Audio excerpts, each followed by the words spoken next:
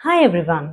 अगर आपकी सेहत एकदम ठीक ठाक है, दौड़ने भागने में कोई परेशानी नहीं, लेकिन एकाएक किसी दिन शर्ट के बटन बंद करने में आपके पसीने छूट जाएं या फिर कंघी करना मुश्किल काम लगने लगे, तो ये समस्या फ्रोजन शोल्डर की हो सकती है। कंधे में अकड़न की समस्या ज़्यादातर देर तक बैठकर काम करने से भी हो सकती है, जिसका सामना अक्सर लोगों को करना पड़ता है। अब बात करते हैं कि फ्रोजन शोल्डर क्या है। फ्रोजन शोल्डर को एडहेसिव कैप्सुलाइटिस भी कहा जाता है या पेरिआर्थराइटिस भी कहा जाता है। यह एक प्रकार का कंधे का दर्द है जो कंधे में अकड़न पैदा कर सकता है। कंधा 3 हड्डियों ह्यूमरस, क्लेविकल और स्कैपुला से मिलकर बना होता है, जो साथ में एक बॉल और सॉकेट जॉइंट की तरह काम करते हैं।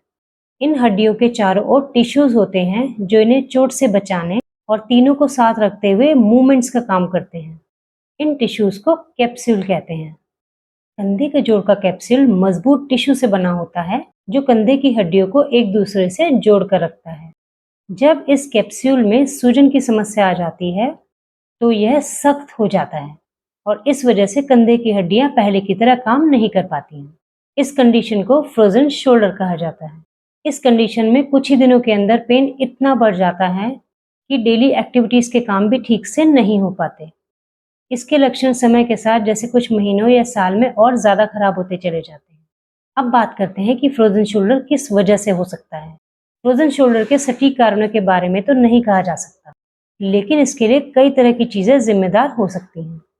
कुछ कंडीशन जैसे हाई ब्लड प्रेशर, दिल से जुड़ी बीमारी, थायराइड और पार्किंसन में भी फ्रोजन शोल्डर की समस्या हो सकती है।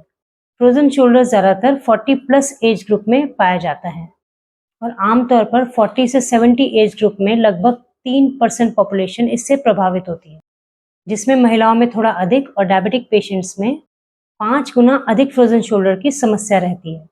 हाल फिलहाल में हुई सर्जरी की वजह से भी फ्रोजन शोल्डर की समस्या हो सकती है।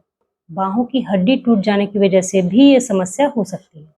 कई बार कंधे के झटके वाले मूवमेंट्स या बहुत ज़्यादा एक्सरसाइज करने से भी यह समस्या हो सकती है, या एकाएक ज़्यादा वजन उठाने से भी फ्रोजन शोल्डर हो सकता है। लंबे समय तक कंप्यूटर के आगे बैठना, वॉकिंग और एक्सरसाइज के लिए समय ना निकाल पाना, पूरे दिन लगभग एक ही पोस्चर में बैठे रहना, इन सब से जॉइंट्स जाम होने लगते हैं, जिससे भी फ्रोजन शोल्डर की समस्या हो सकती है। फ्रोजन शोल्डर की 3 स्टेजेस होती हैं। पहली स्टेज है फ्रीजिंग। फ्रीजिंग स्टेज में पेन धीरे धीरे बढ़ता है और रात के समय यह और अधिक तेज हो जाता है। इस स्टेज में कंधे की कोई भी मूवमेंट या इसका हिलना दर्द पैदा करता है, जिस वजह से धीरे धीरे पेशेंट अपने कंधे को कम से कम इस्तेमाल में लाने लगता है। फ्रीजिंग स्टेज की कंडीशन 3 से 9 महीने तक चलती है। दूसरी स्टेज है फ्रोजन स्टेज। इस स्टेज में हालांकि दर्द तो थोड़ा कम होने लगता है, लेकिन कंधे की स्टिफनेस बढ़ जाती है। इसमें कंधे को चलाने की क्षमता भी कम हो जाती है और इसे काम में लाना भी और अधिक डिफिकल्ट होता जाता है। ये स्टेज 4 से 12 महीने तक खिंच सकती है। थर्ड और लास्ट स्टेज है थॉइंग स्टेज।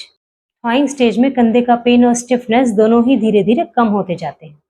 हालांकि दर्द फिर से उठने की संभावना बनी रहती है। कुछ लोगों का दर्द रात में बढ़ जाता है और सोना मुश्किल हो जाता है। थॉइंग स्टेज 6 महीने से लेकर 2 साल या कई बार 3 साल तक भी खिंच सकती है। Hi everyone, welcome to my channel stay fit physio. Please support करें, लाइक करें और मेरे चैनल को सब्सक्राइब करें और बेल आइकन को प्रेस करें, जिससे आपको वीकली न्यू वीडियो अपडेट्स मिलते रहें। अब बात करते हैं फ्रोजन शोल्डर के सिम्टम्स क्या हैं, इसके क्या लक्षण हो सकते हैं। फ्रोजन शोल्डर के कई लक्षण हो सकते हैं। कंधे को हिलाने में परेशानी महसूस होना। फ्रोजन शोल्डर की समस्या में कंधे से लेकर गर्दन के निचले हिस्से तक दर्द बना रह सकता है। इसकी वजह से शोल्डर की हड्डी को हिलाने में भी समस्या हो सकती है। फ्रोजन शोल्डर में दर्द धीरे धीरे शुरू होता है और वो पूरे कंधे में फैल जाता है, जिसके बाद ड्राइविंग करना या कोई भी भारी सामान उठाना मुश्किल हो सकता है। इसके अलावा कंधे में तेज दर्द का अनुभव होना, स्टिफनेस होना या जॉइंट की कैप्सूल का स्टिफ और हार्ड हो जाना। कंधे की अकड़न के साथ मरीजों को अक्सर सिर के ऊपर, पीछे, कंधों के बाहर और पीछे की तरफ हाथ ले जाने में मुश्किल होती है। इसलिए कपड़ों को पहनने जैसे जैकेट या कोट पहनने में और कपड़ों को पीछे की तरफ से बांधने में दिक्कत महसूस होती है। पीछे की जेबों में हाथ न पहुंचना, जैसे बटुआ रखने या निकालने के समय, दांत ब्रश करने या चेहरा धोने के समय भी मुश्किल हो सकती है। बालों में कंघी करते समय या ड्राइविंग करते समय भी कंधे में दर्द हो सकता है।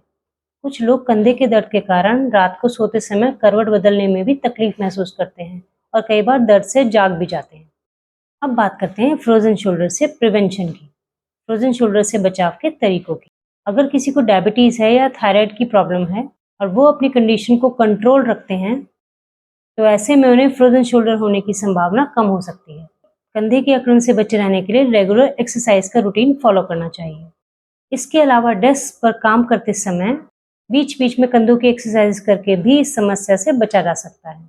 कोई भारी सामान अचानक ना उठाएं। अपने बैठने के पोस्चर को अच्छा रखें। सही पोजीशन में बैठें। अपने कंधों को अपने कानों से दूर और पीछे रखने की कोशिश करें। फॉरवर्ड शोल्डर कंडीशन में ना बैठें। अपनी शोल्डर और बैक मसल्स की डेली स्ट्रेचिंग करें और बैलेंस डाइट फॉलो करें, जिससे आपका इम्यून सिस्टम हेल्दी रहे।